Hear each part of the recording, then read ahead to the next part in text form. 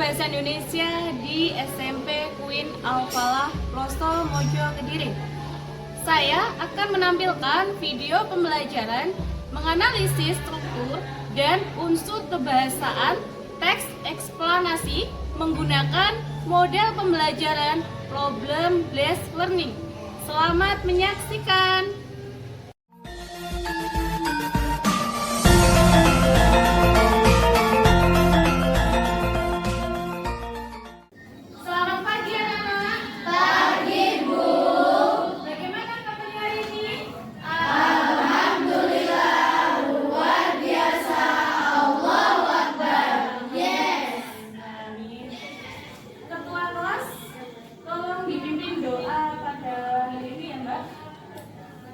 Berdoa mulai.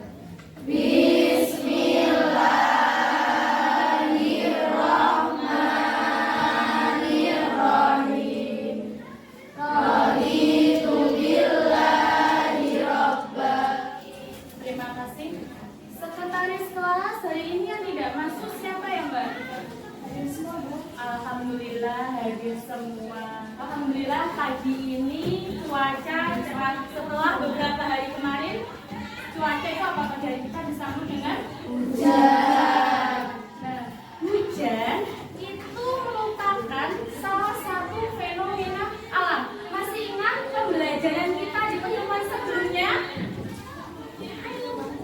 Masih? Masih, Bu. Masih tentang apa, Nana? Ya, Mbak. Tentang ciri-ciri teks eksplanasi, Bu. Ya, tentang ciri-ciri teks eksplanasi. Apa saja ciri-ciri dari teks eksplanasi itu? Ya, Mbak Jenny? Ciri-ciri teks eksplanasi itu menggunakan istilah teknis, menggunakan kalimat aktif pasif, menggunakan kalimat paten kita, menjawab pertanyaan bagaimana, atau menjawab pertanyaan mengapa berdasarkan hasil penelitian berikutnya. Iya. Nah, nanti harapannya di akhir pembelajaran ini kalian itu dapat mengidentifikasi, dapat menemukan bagian-bagian struktur dari teks eksplanasi dan juga dapat menyebutkan unsur kebahasaan dari teks eksplanasi dan pernyataan umum. Apa sih pernyataan umum itu? Pernyataan umum? Ya, gambaran suatu peristiwa. Misalnya gambarannya itu kita membahas mengenai hujan, karena beberapa hari ini kita merasakan hujan di pagi hari sehingga beberapa aktivitas itu kita halangi oleh hujan itu tadi. Nah, bagaimana di pernyataan umum tadi gambaran umumnya? Prosesnya hujan itu diawali dengan adanya air yang memiliki siklus hidrologi. Struktur yang selanjutnya apa setelah pernyataan umum tadi? Ada penjelasan. Penjelasannya bagaimana dari siklus hidrologi?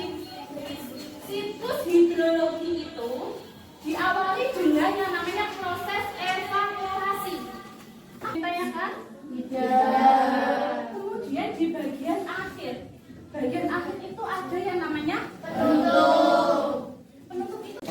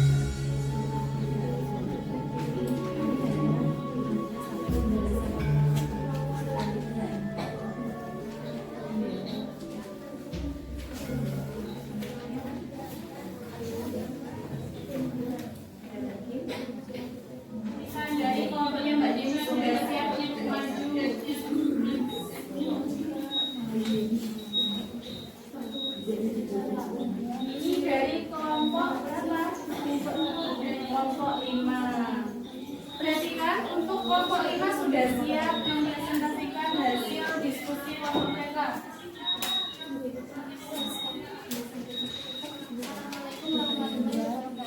Waalaikumsalam warahmatullahi wabarakatuh. Kami dari kelompok 5 akan mempresentasikan hasil diskusi kami. Yang pertama, struktur teks eksplanasi. Meliputi pernyataan umum, penjelasan, prinsip. Yang pertama, pernyataan umum. Seperti cerita pernyataan umum pertama, yaitu gerhana matahari total BND merupakan salah satu fenomena langit yang terjadi pada penghujung 2020. Gerhana ini melintasi benua Amerika bagian selatan. Fenomena gerhana matahari total terjadi pada tanggal 12 Desember 2020 di Indonesia dan Argentina. Yang kedua ada penjelasan delta pada paragraf kedua, yaitu lantas bagaimana gerhana matahari total terjadi. Secara umum gerhana terbagi menjadi dua jenis, yakni gerhana matahari dan bulan. Gerhana matahari terjadi saat bulan melintasi di antara bumi dan matahari, meninggalkan daerah bayangan yang bergerak di permukaan bumi. Dan terakhir ada penutup yang terletak pada paragraf ketiga, yaitu seperti dikutip dari Splash, informasi pengamatan fenomena gerhana matahari telah merupakan pemahaman yang salah kaprah. Justru sebaliknya, gerhana matahari total rata-rata dapat terjadi setiap 18 bulan atau setiap 1 tahun sampai 2 tahun yang terjadi di tempat permukaan bumi.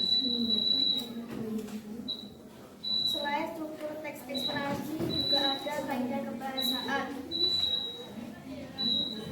Itu meliputi yang pertama konjungsi kausalitas, yang kedua konjungsi kronologis, yang ketiga kata benda yang merujuk pada fenomena, dan yang keempat kata istilah.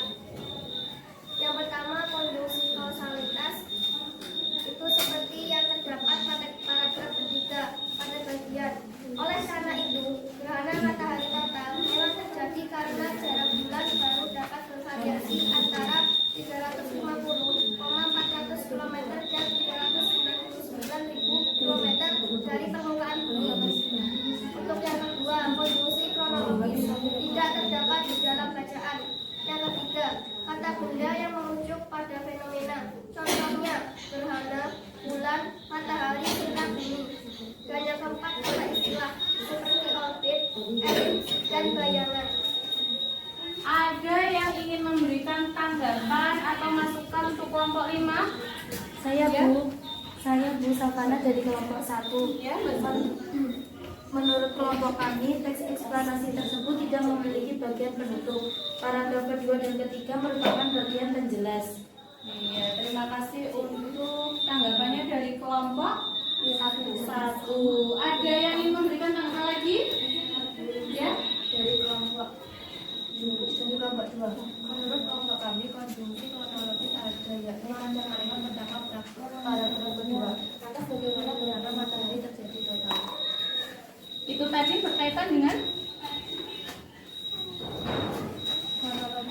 kronologis. Ya, tadi di kelompok 5 menyebutkan bahwa konjungsi kronologisnya tidak ada ya Mbak ya. Jadi pada pembelajaran hari ini kita sudah mempelajari tentang apa anak-anak? Bu ya. Pada pembelajaran hari ini kita dapat memahami bagian-bagian teks eksplanasi. Ya, bagian-bagian teks eksplanasi itu ada apa saja? Bagian-bagian eksplanasi berkaitan dengan suku tadi ada? Iya, Mbak Isan?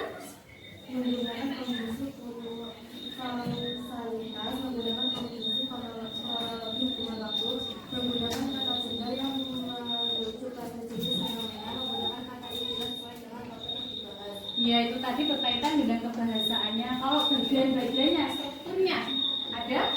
Pernyataan ya, Mbak Esti? Pernyataan umum, penjelasan dan penutup. Iya. Tapi penutup ini sifatnya opsional. Oh iya, ada pernyataan umum, penjelasan, dan penutup opsional. Walaupun opsional, tapi alangkah baiknya tetap diberikan penutup berupa kesimpulan maupun tanggapan dari